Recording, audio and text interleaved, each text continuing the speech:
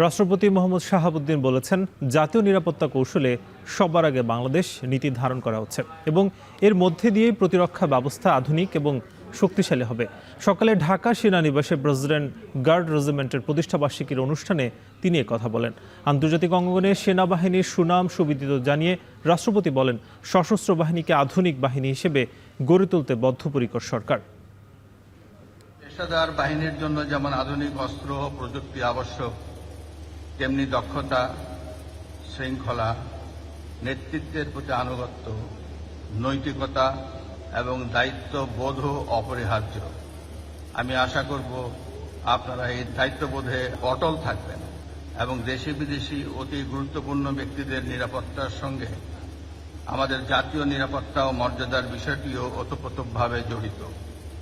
ফলে নিরাপত্তা ব্যবস্থা আরও নিশ্চিত করতে দেশের অন্যান্য আইন শৃঙ্খলা রক্ষাকারী বাহিনী, গোয়েন্দা সংস্থা এবং সংশ্লিষ্ট মন্ত্রণালয়ের সাথে সুসমন্বয়ের বজায় রাখা জরুরি। আমি জানি আপনারা সমন্বয় করে দায়িত্ব পালন করছেন।